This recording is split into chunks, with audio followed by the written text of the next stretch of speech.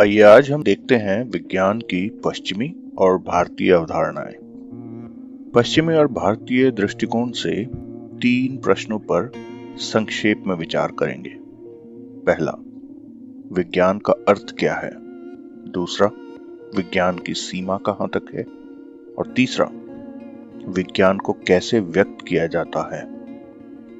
पश्चिमी दृष्टिकोण के अनुसार विज्ञान का अर्थ क्या है?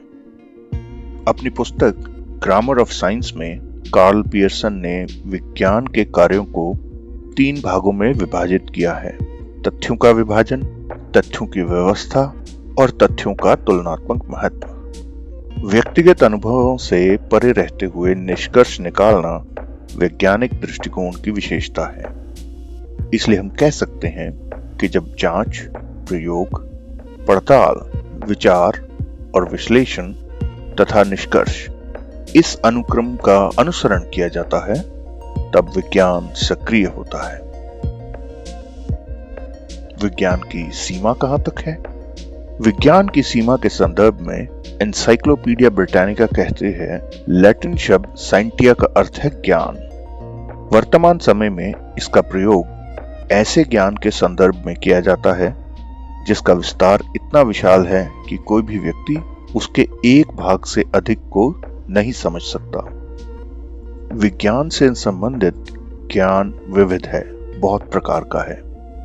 यह परमाणुओं से लेकर मानसिक क्रियाओं तक, नक्षत्रों के जन्म और मृत्यु से लेकर पक्षियों के प्रवास तक, सूक्ष्म प्राणियों से लेकर विशाल आकाशगंगाओं तक, दानेदार क्रिस्टलीय कणों से ब्रह्मांड के निर्माण और विघटन तक फैला हुआ है।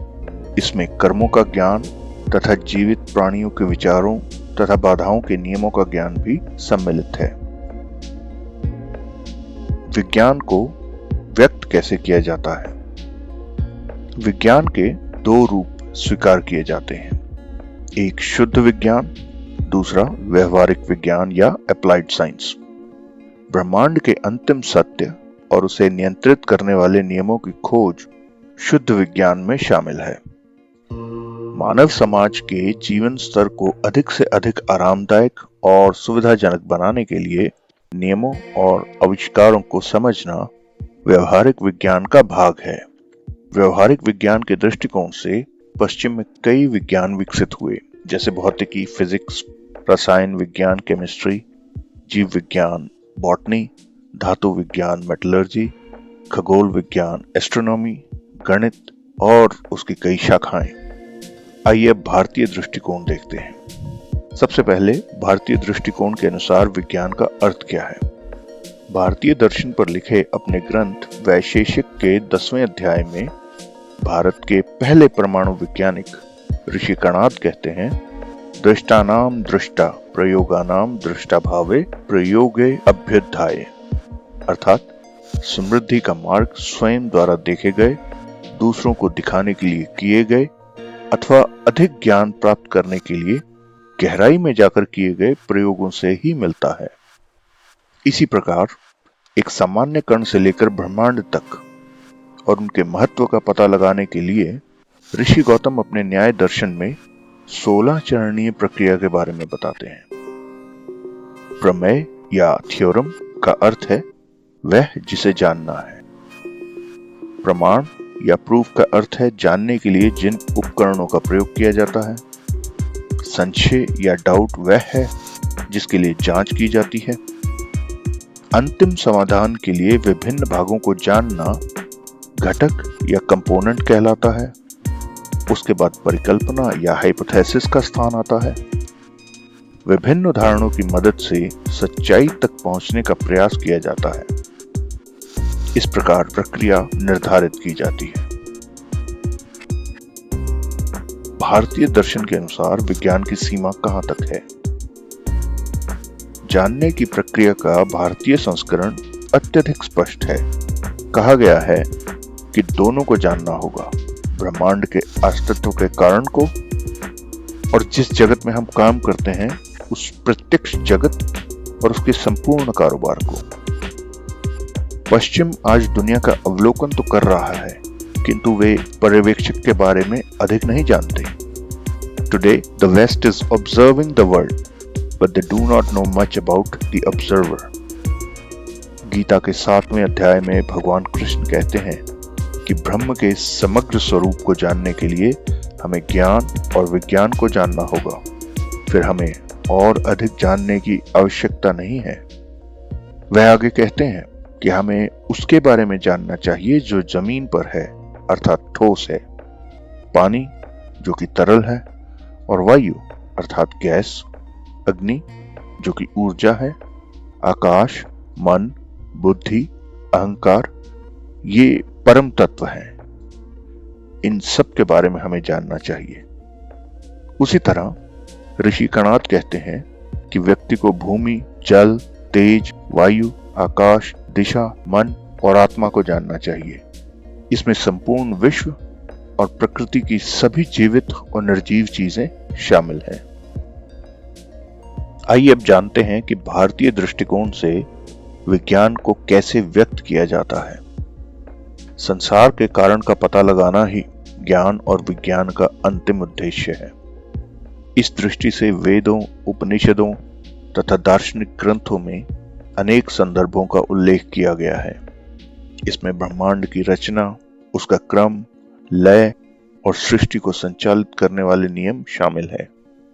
इसके अलावा व्यवहारिक विज्ञान की दृष्टि से भौतिकी या फिजिक्स, रसायन विज्ञान, वनस्पति विज्ञान, कृषि, गणित, ज्योतिष, जीव विज्ञान, आयुर्वेद, धातु विज्ञान और विभिन्न कलात्मक कौशल भी अध्ययन और प्रयोग के क्षेत्र थे। यह प्रसंग छांदोग्योपनिषद के 7वें अध्याय के प्रथम भाग में प्रभु नारद और सनत कुमार के वार्तालाप में दृष्टिगोचर होता है। एक बार प्रभु नारद सनत कुमार के पास गए और ज्ञान की याचना की। इस पर सनत कुमार ने पूछा, आपने क्या पढ़ा है? आप क्या जानते हैं? उत्तर में नारद ने कहा, भगवान, मैंने ऋग्वेद, यजुर्वेद, अथर्ववेद, सामवेद, इतिहास, पुराण, व्याकरण, गणित, ज्योतिष, न्यायशास्त्र, रसदशास्त्र, नीतिशास्त्र, धर्मशास्त्र, दानव शास्त्र, ज्योतिष, संगीत, नृत्य, मूर्तिकला सब पढ़ा है। मैं मंत्रों को जानता हूं, लेकिन अध्यात्म को नहीं, क्योंकि जो आध्यात्मिक है वह दुखों के सागर को पार कर सकता है। अतः मुझे वह ज्ञान दीजिए। आगे चलकर आने वाले भागों में हम शुद्ध विज्ञान और व्यवहारिक विज्ञान के विभिन्न क्षेत्रों में भारत की परंपरा और योगदान का पता लगाने का प्रयास करेंगे। जब हम प्राचीन भारतीय ग्रंथ जैसे वेद, उपनिषद, ब्राह्मण, आरण्यक, पुराण, महाभारत, रामायण आदि पढ़ते हैं तो उनमें वर्णित कुछ घटनाओं से हमें वैज्ञानिक विकास का आभास होता है। जैसे उपनिषदों में अश्विनी कुमार द्वारा उपमन्यु की दृष्टि को पुनर्जीवित करने जैसी घटनाएं, शांडिली के पति की मृत्यु के बाद अनुसुईया ने उन्हें पुनर्जीवित किया, अश्विनी कुमार का च्यवन ऋषि को बुढ़ापे से मुक्त करना। जब हम रावण के विभिन्न भौतिक शक्तियों पर नियंत्रण के बारे में पढ़ते हैं, अर्जुन का पलोमी के राक्षसों के साथ युद्ध होता है, एक दिव्य नगर और विभिन्न देवताओं के अंतरिक्ष यान, दिव्य अस्त्र शस्त्रों का वर्णन, इच्छा अनुसार उड़ने वाले पुष्पक विमान से हमें एक विकसित सभ्यता का चित्र मिलता है।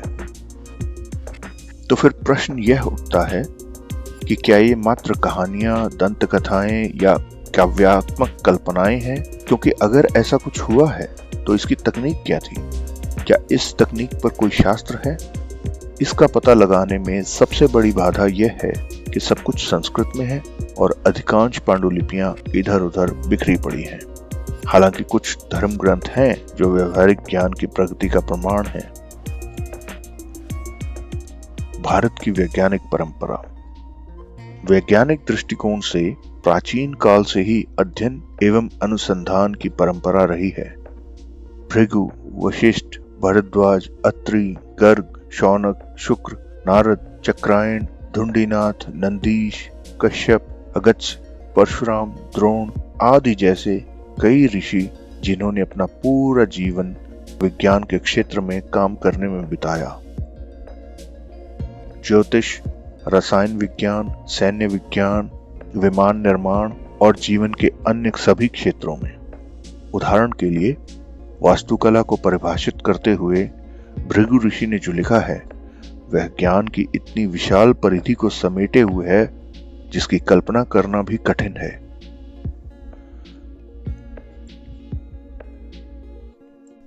नाना विधानां वास्तुनां यंत्रणां कल्प संपदा धतन्नां सुधाननां च वास्तूनां शिल्प संगीत्यम। धतन्नां सुधाननां च वास्तूनां शिल्प संगीत्यम। कृषिर्जलं खनिश्चेति धातु खंदम त्रिधाभिधम। नौकारथाग्नि यानानां कृति साधनाम् उच्येत। वैशम प्रकार नगर राचना वास्तु संगीतम। यहाँ भृगु ऋषि ने भृगु संहिता में 10 शास्त्रों का उल्लेख किया है। कृषि, जल विज्ञान, खनन, जहाजरानी, रथ संचालन, रॉकेट विज्ञान, वेशम शास्त्र जिसका भाग है गृह निर्माण, महल, मंदिर, सार्वजनिक स्थान और किले की इमारत आदि, प्राकार शास्त्र, नगर नियोजन आदि।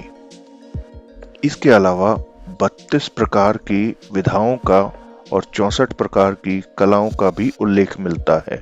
इनमें धातु विज्ञान, कपड़ा, स्वास्थ्य, कृषि, बांध निर्माण, वानिकी, युद्ध विज्ञान, पुल निर्माण, मुद्रण, नौकायन, रथ यात्रा, हवाई शिल्प, नगर नियोजन, गृह निर्माण, स्वास्थ्य, प्राणी शास्त्र, वनस्पति विज्ञान, खाना बनाना, मनोरंजन आदि शामिल हैं। यदि आपको ना समझ आया हो तो मैं इन सब के नाम एक बार अंग्रेजी में भी लेना चाहूंगा। They included metallurgy, textile, health, agriculture, building dams, forestry, war science, bridge building, painting, boating, aircraft, town planning, house building, health, zoology, botany, cooking, entertainment, administration, etc. विषयों की सूची देखकर ऐसा लगता है कि इस परिधि ने संपूर्ण जीवन को अपने में समाहित कर लिया है। Seeing the list of subjects, it seems that the periphery encompassed the entire life. इन विज्ञानों के बारे में कई ग्रंथ थे जिनमें से कई खो गए हैं और कई उन लोगों के साथ गायब हो गए हैं जो उन्हें जानते थे, क्योंकि हमारा हमेशा से मानना रहा है कि ज्ञान अधर्मी लोगों के हाथ नहीं लगना चाहिए। यद्यपि यह सत्य है कि बहुत सारा ज्ञान नष्ट हो गया है, फिर भी आज कई पांडुलिपियां इधर उधर बिखरी पड़ी हैं। आवश्यकता है इनका अध्ययन, विश्लेषण और उपयोग करने की। यह प्रक्रिया संभवतः ज्ञान के नए क्षेत्रों को उजागर कर सकती है। हमारे वीडियोस में हम प्राचीन और आधुनिक काल में भारतीय वैज्ञानिक उपयोग, परंपरा और विकास के कुछ पहलुओं पर चर्चा करेंगे। सबसे पहले हम व्यवहारिक विज्ञान के दृष्टिकोण पर चर्चा करेंगे। कृपया हमारे साथ जुड़े रहें। वीर भोग्या वसुंधरा। जो साहसी शूरवीर हैं वे ही इस धरती पर सम्मानपूर्वक जीवन व्यतीत कर सकते हैं। वीडियो देखने के लिए धन्यवाद। कृपया हमारे वीडियो को लाइक कर औरों के साथ शेयर जरूर करें।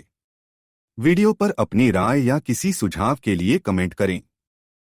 साथ ही हमारे चैनल को सब्सक्राइब जरूर करें ताकि अगले वीडियो का नोटिफिकेशन झट से मिल सके।